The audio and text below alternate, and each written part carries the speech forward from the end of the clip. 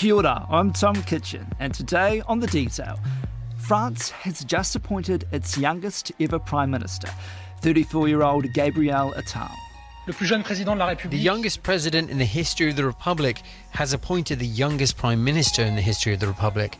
And in this, I see a sign of audacity and change, and also a symbol of confidence in youth. Add up their ages, and they're still younger than the current occupant of the White House, 81-year-old Joe Biden.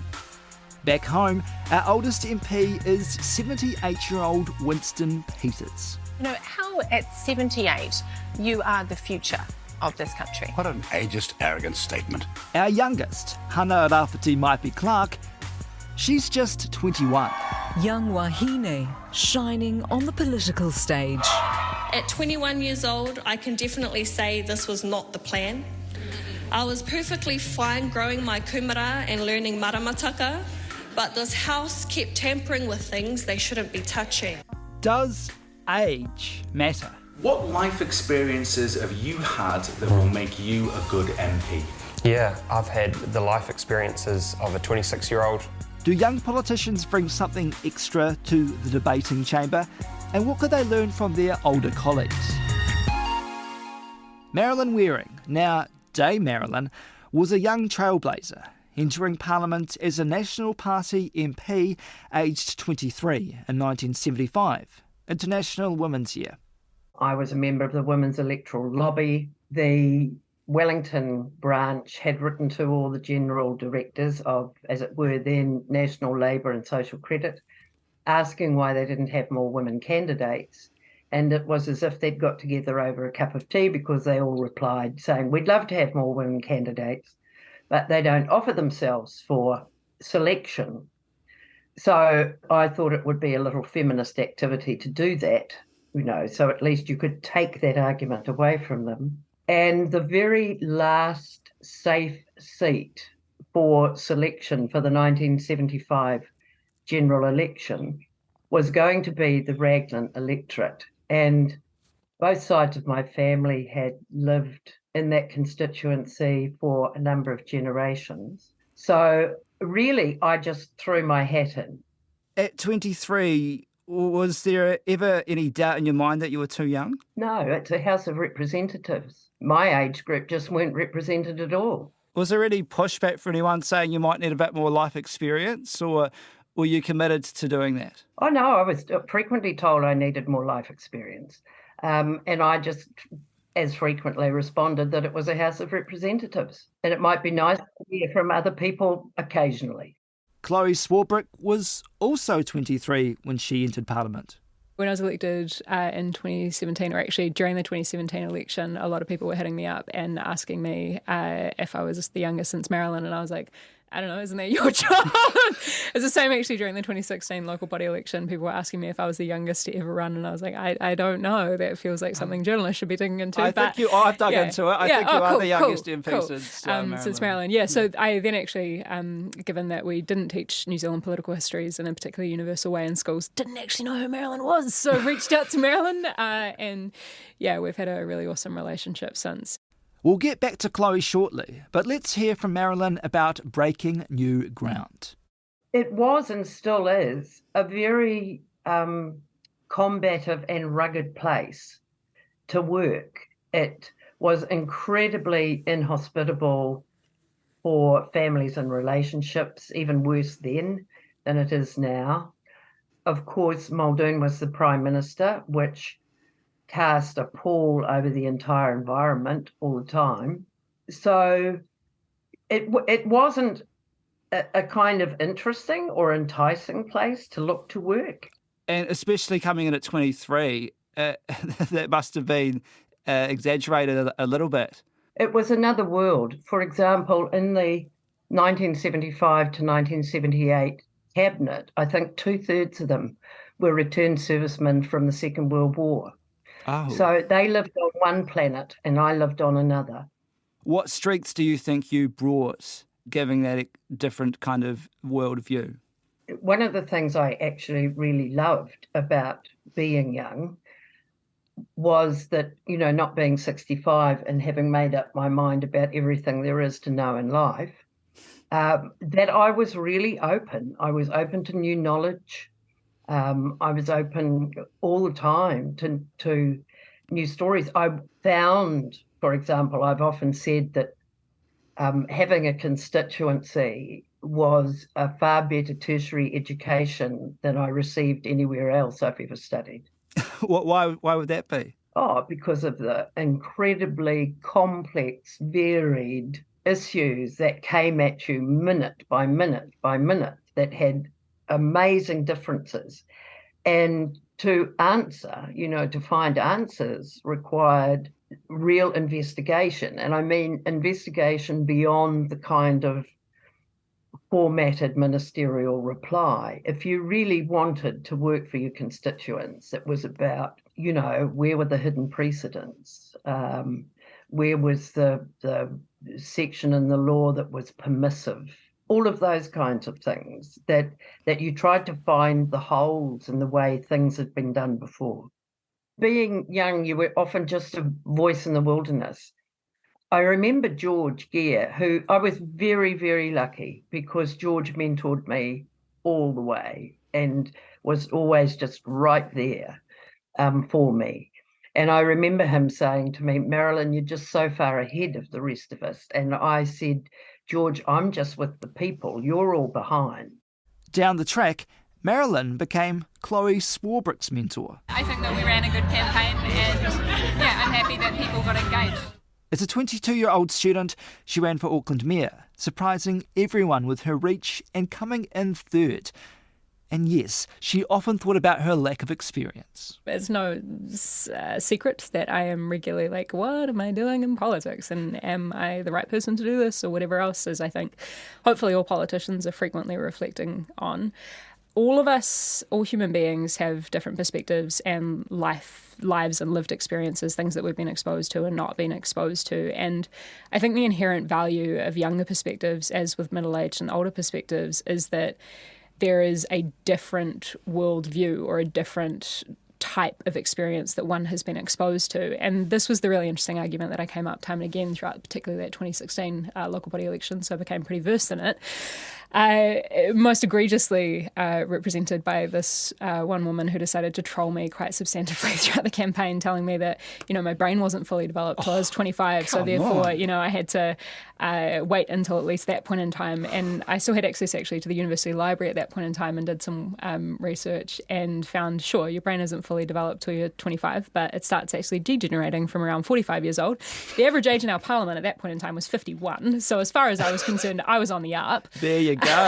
But yeah, it just, like life experience is not like necessarily equivalent to wisdom. More days on earth does not necessarily immediately equate to more mystical juju that makes you more or less capable of making decisions. And that's not to denounce the value, obviously, that people who do have, more years on earth, bring into our institutions or otherwise. But it is to say that I think that we have to be really cautious of conflating those two things. Was there ever any pushback from people around you? Obviously there was from the media. There was a lot of that, and obviously other political candidates. Did anyone in your family or friends ever say, oh look, have a few more years and get a bit more experience under your belt? I mean, not necessarily in that way. It's probably pretty evident based on what I was just saying around like the way that I was raised that, and I made a joke about it online the other day. It was my old man's birthday. I have typically run my life in such a way where I'll ask my dad his advice and then I'll typically do the opposite. But he's actually very encouraging. He's very encouraging. He's a good guy. And, for my little sister, it was very much, here's Chloe on her latest random thing that she's up to.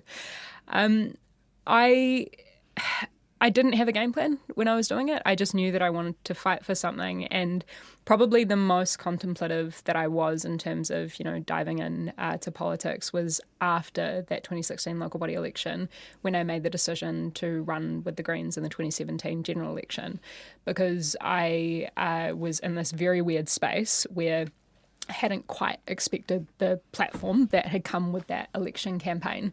And I was speaking to a lot of people around me because I'd had a few different people, political parties approach me. And my good friend Caitlin was like, just take a few weeks and actually do this intentionally. And, what was funny about it is that, the Greens, based on our very robustly democratic internal processes, actually couldn't guarantee me a place or anything like that when I decided to throw my hat into the ring with that kaupapa. But it just made the most sense for me in terms of values alignment. And I thought, it wasn't worth squandering the privilege of that platform that I'd somehow accumulated throughout that 2016 campaign. Did you realise what you were in for? No idea. Absolutely no idea. And that proves my point that it's all made up.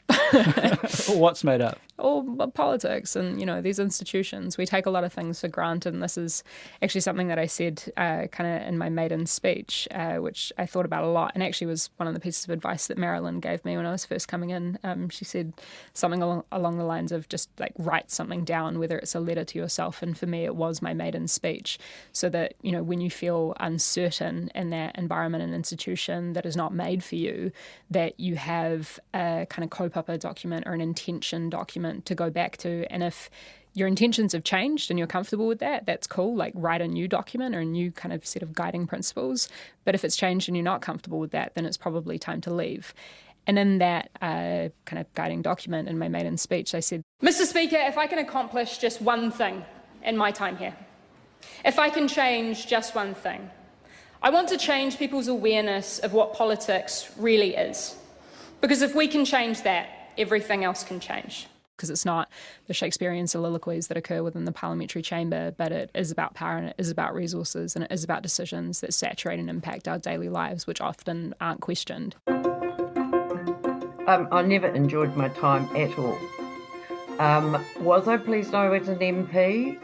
It changed my life. It opened doors. I would never, for example, have been invited to be a fellow at Harvard if I hadn't been the youngest woman in the New Zealand Parliament. There were a whole range of, and once I had that fellowship, then more doors opened. But it was dreadful. It was a dreadful, dreadful thing. Dreadful way of living. How did you get through that? How did you make your way through your time as an MP? Well, the first thing was, my constituents got me through in the first place. They were incredibly loyal, incredibly supportive, incredibly proud, and they loved me, and I loved them. And the women's movement helped me as well. But at the same time, always sitting there right at the front of my mind was, you cannot fail, you cannot give up. If you fail or give up, it will crucify any young women candidates for decades to come. You have to stick it. And was that hard to say that to yourself every day and motivate yourself like that? Terrible. Yep, terrible. I talk about in Wellington when the alarm went, moving so fast so I couldn't think about it, so that I was outside in the tracksuit running before I could really think about what I was going to be doing to myself for this day and the next day. In Parliament, I lived with a lot of self-contempt for the games I had to play to get things done. So I found it very rugged. But Marilyn Waring did get things done. A founder of feminist economics, she's now an international consultant and emeritus professor at AUT. And she's incredibly proud of the new influx of young MPs. But my stomach churns for them. Why? Because usually the most unspeakable things that happen to you in that place are very hard to talk about. You have talked to them, haven't you? Not to Hana Rafiti, but yes, to Chloe frequently. And that's gone on for years. Ever since I've not been a member of Parliament, women from Labour, National, New Zealand First and the Greens have all used me as, the dear auntie they can talk to who will believe everything they say and tell them they're not going crazy. What kind of advice can you give them to get through the challenges?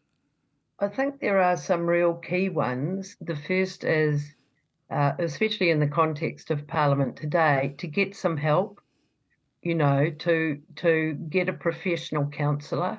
I didn't, and I put that off for years and years. and I don't think that was healthy.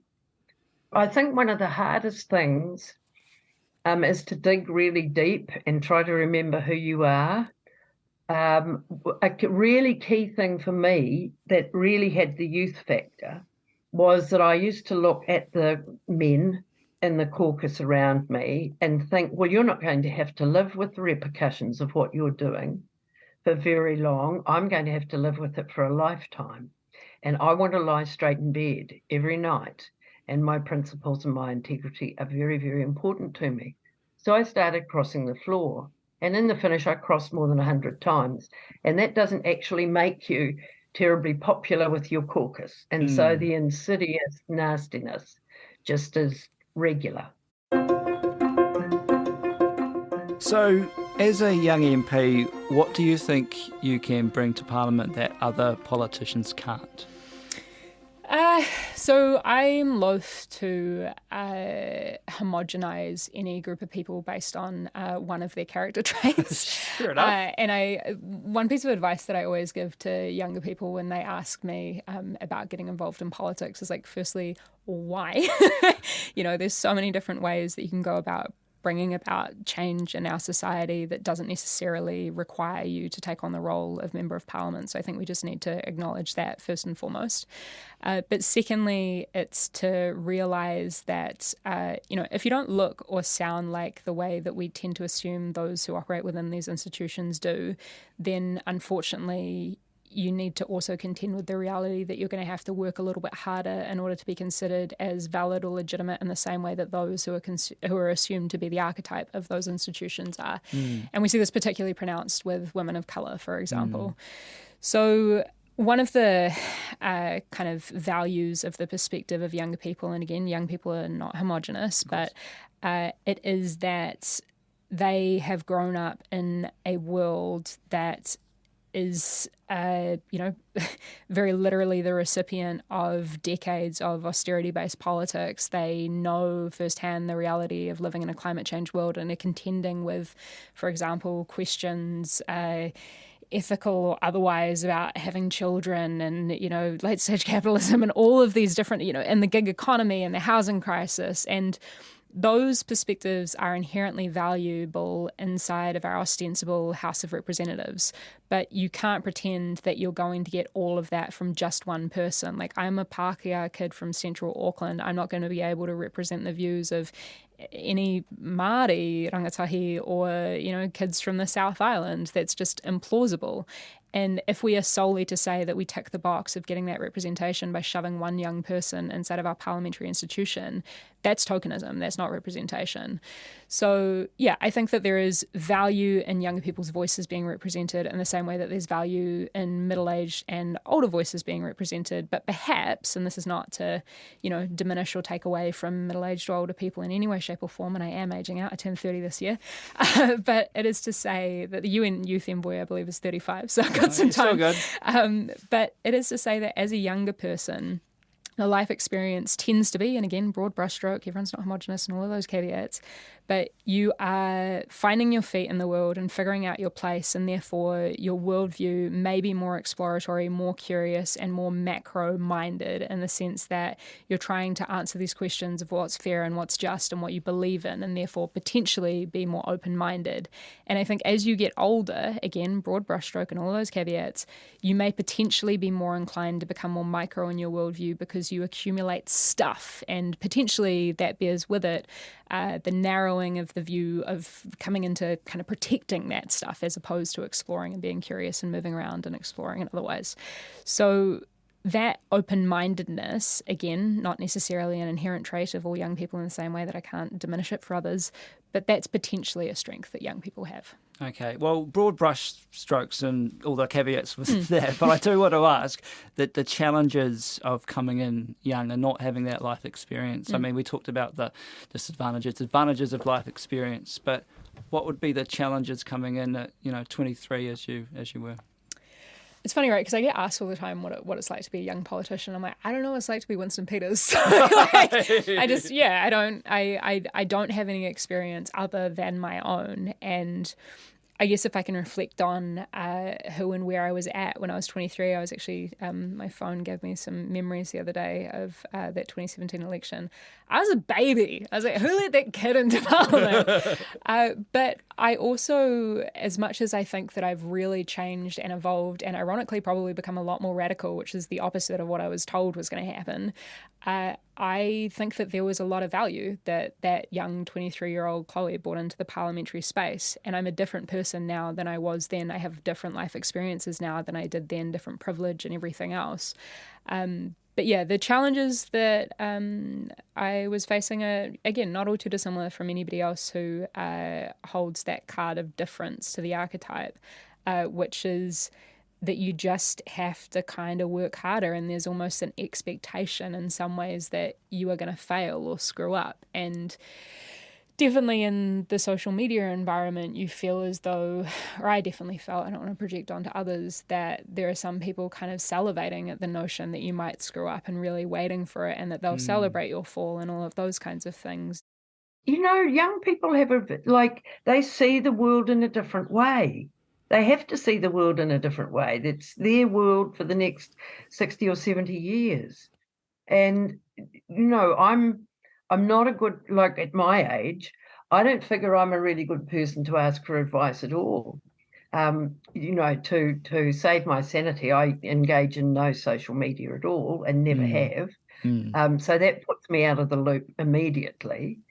And the world is in a critical space, you know, and yeah, I think parliaments need more and more young people, you know, who often to try and stop the procrastination of the older members of Parliament giving excuses for not doing anything.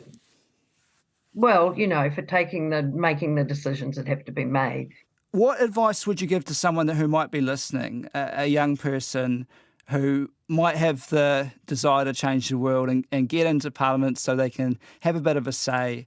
What would you say to them if they're thinking about that seriously? Okay, I'm very honest with them. I tell them that you cannot imagine how hard this will be. You cannot imagine it. There is nothing that you will have done in your life that will prepare you for this. But if you've got passion, and if you can't be easily bought and sold, you're the kind of representative I'd like to see there. Do you see yourself in Parliament next term? I don't know, man. Like, honest, I seriously, I've made no secret of the fact that I am consistently reflecting on it. I think that the calculus, just speaking totally openly, is very different now that I am an electorate politician versus, you know, being a list-based MP, because I have a responsibility to my constituency, and obviously there's also kind of quite different ways that things would play out were I to resign or, you know, whatever happens. So, yeah, I don't know what's going to happen next week, let alone in 3 years. That's it for today. Our guests were Chloe Swarbrick and Dame Marilyn Waring. This episode of The Detail was engineered by Jeremy Veal. Our producer is Alexia Russell, and Davina Zimmer is our associate producer. And I'm Tom Kitchen. Thanks to RNZ and NZ On Air. Mā te wā.